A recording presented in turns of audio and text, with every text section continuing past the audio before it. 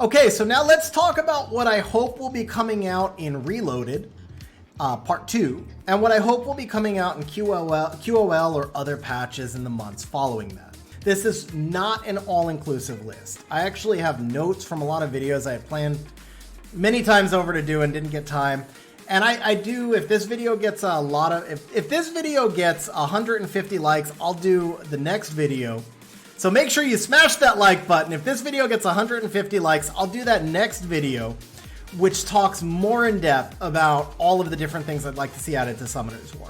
But for right now, for a high level overview, from a balance perspective, the first part of this is balance. There's two major things that I want to see. First is I want to see Siege separated into G3 and everybody else.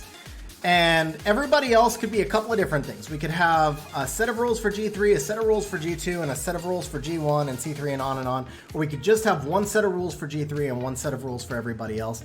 I wouldn't want to see this locked in by seasons. I would want to see people able to come in and out of G3 as they want.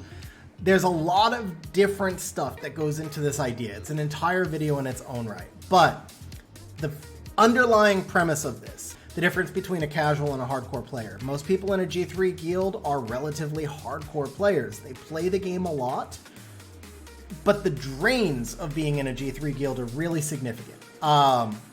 Besides the amount of resources that you're using to change builds and change runes during Siege and make dupes and rerun your defenses every week and everything else, watching the map for hours and hours on end trying to get in hits are really difficult.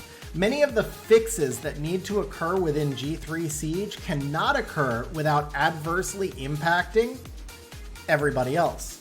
On the other side of that, many of the things that are bad about G1 and G2 Siege, such as infinite Bioprocs, for example, are actually not a big deal in G3 Siege, or at least in tourney level Siege. If you lose to violent procs in a tourney level guild, 999 times out of 1,000, you didn't lose to procs, you lost because you failed to bring in a comp that could survive those procs. But that's not the case in most, 99% of the game. If you don't have an infinitely deep box to make every combination, and you don't have a group of 30 people constantly testing and giving you ideas, and you don't have endgame runes, and you don't have all that stuff, violent procs can screw you. And accuracy resistance can screw you, and there's just nothing you can do about it.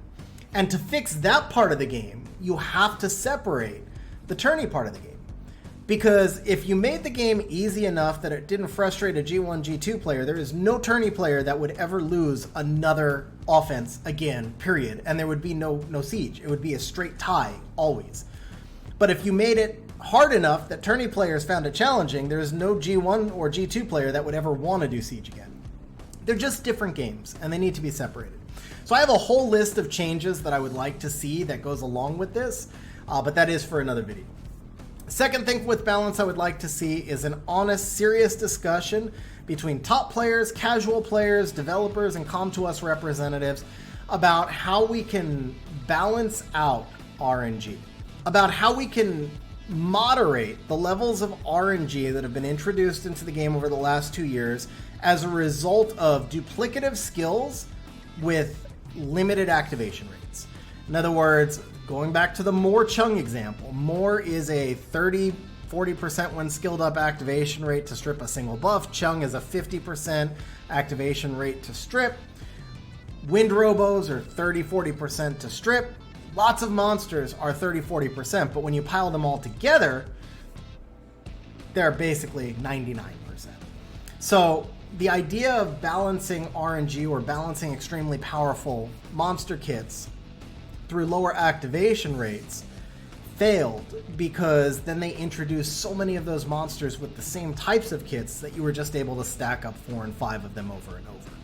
I would like to have an honest, open discussion within the full community and with representatives of the community and representatives of Com2Us about where we go from here and how we balance the game out to where it's not just completely broken and lopsided for the biggest spenders or for the fastest players or for the people who have played the longest, but where not every match feels like it's just completely dictated by, let's just say, instead of saying odds, we'll say statistical probability.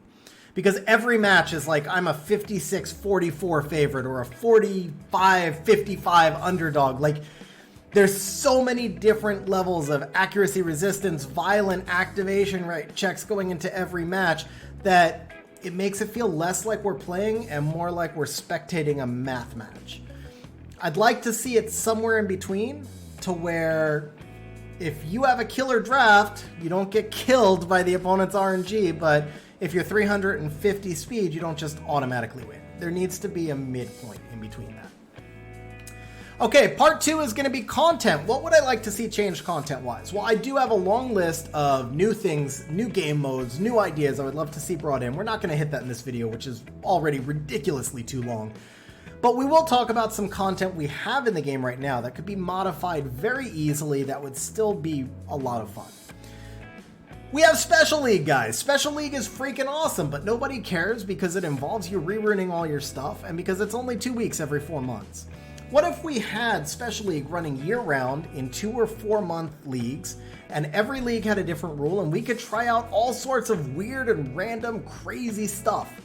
If you want a Special League with no violent runes, we could do it. We could see what happens. Who knows? Maybe it doesn't matter. Maybe Swift isn't that big of a deal. Maybe accuracy resistance is enough. I mean, we know it's not, but I'm just saying, like, pick whatever you want.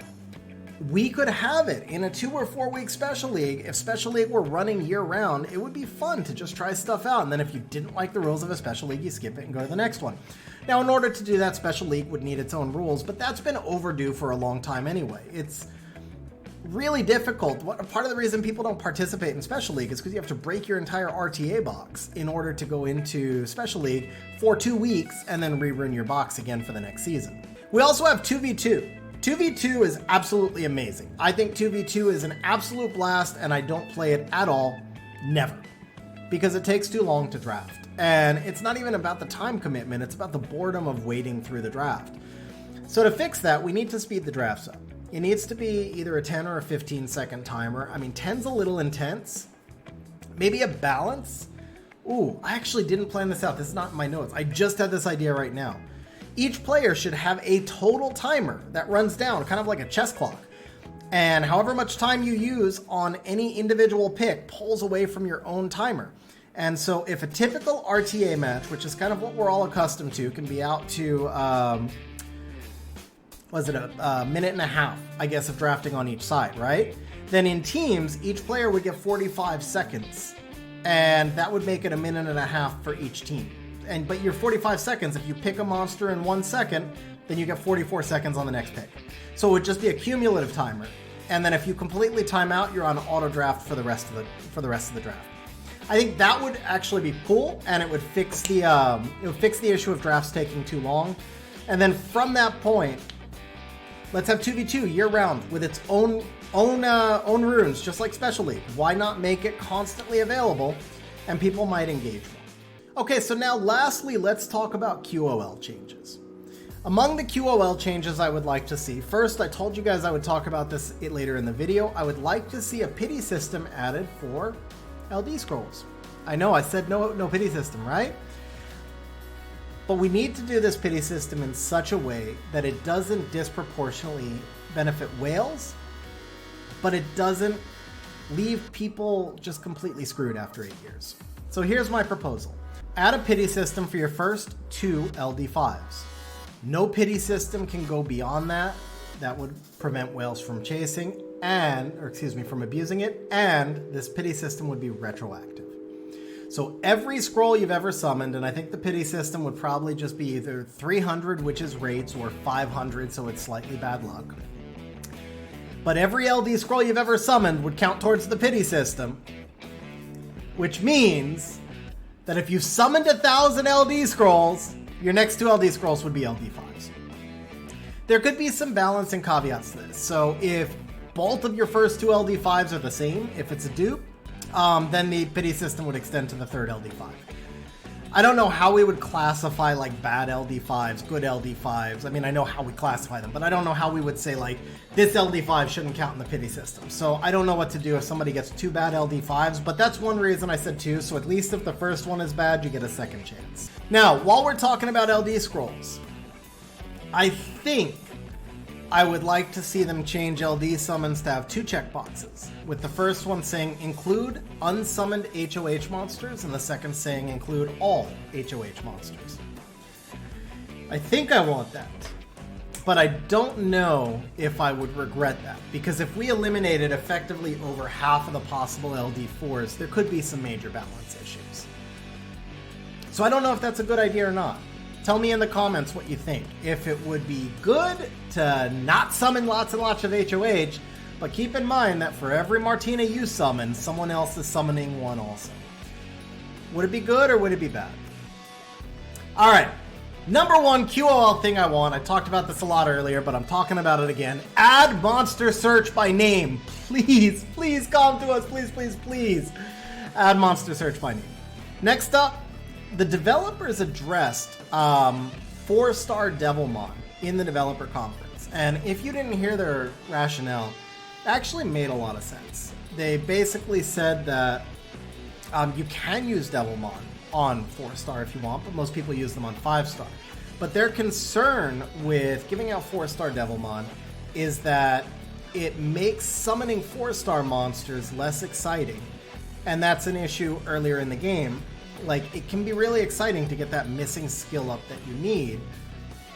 And that's true. I remember when I started the game and getting my first monsters to max skill, what a big deal it was. Now, with that said, it's a 9-year-old game. People are way behind.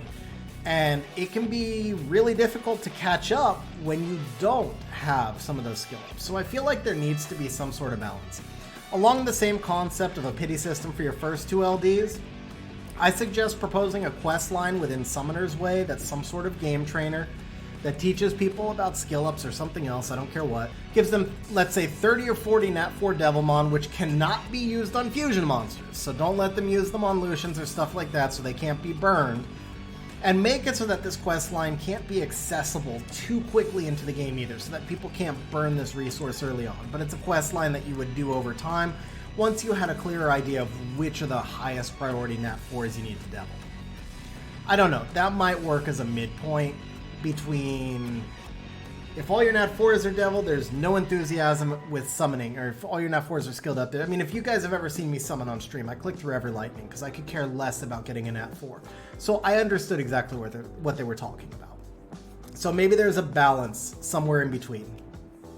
All right, next up, create a long-term monster storage for 6-star level 40 unused monsters.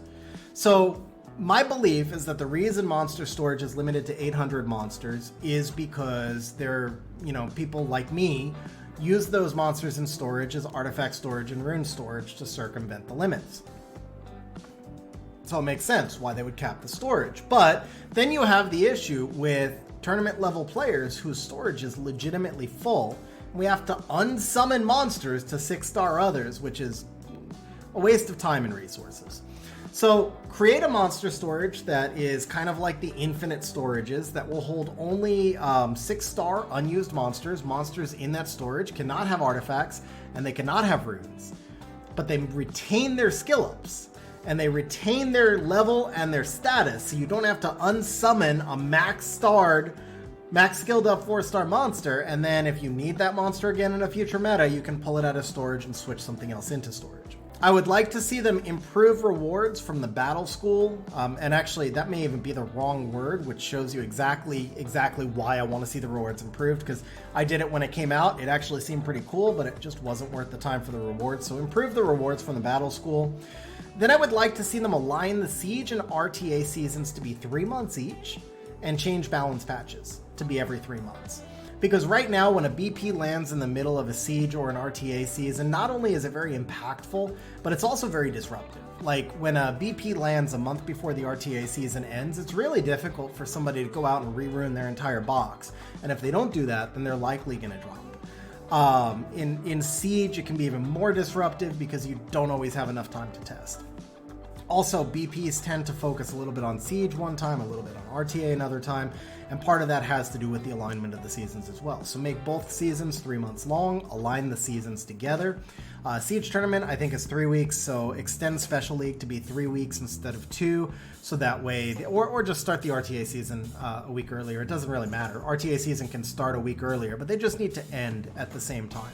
Then you have Special League going on, which is also actually helpful to have Special League going on during Siege tournaments so that people aren't getting tilted on the day of their tournament match, but also so they have less obligations within the game on the day of those tourney matches. Now, once we do that, BPs every 3 months, that reduces us from 6 BPs a year to 4, so I would like to see those BPs be much larger than they currently are. I would like to see them address more older monster families, possibly include some 2As, but just more significant in the way that they define and shape and change the meta. I would like to see those BPs that have more of a positive impact for Siege defense. And then, obviously, we need the RTA BPs that will bring us a new meta every season. I would like to see the first of those BPs be massively focused on LD5s, particularly those that I own. Just in general, I don't think there should be any bad LD5s in the game. Or there has to be bad, because you can't have good without bad. It's all in perspective, relation, right? I don't think there should be any unusable LD5s in the game. There are a handful of monsters, LD5s, that are legitimately, unusable is the wrong word, they're legitimately suboptimal in every single part of the game in comparison to other monsters that are often accessible to everybody. Now, I say this with the caveat that in this massive BP, I don't really want any of those monsters to be made broken. I don't want there to be a significant winner. I just feel like anybody who has an LD5 should have somewhere in the game where that LD5 shines. Somewhere where it's not just that you can use it, but that it's either really fun or really effective in that area. May not necessarily even be best in class in that area, but it should add some depth or some value or some fun or something, and not just a monster that you literally stick in storage. All right, and on that note, this was an incredibly long video, so for those of you who are still stuck around to the end of this video, first of all, thank you for watching. Second, if you're not subscribed already, hopefully you enjoyed the content. Please remember to subscribe. Third, smash that like button. And fourth, have a good one, and thank you guys for watching.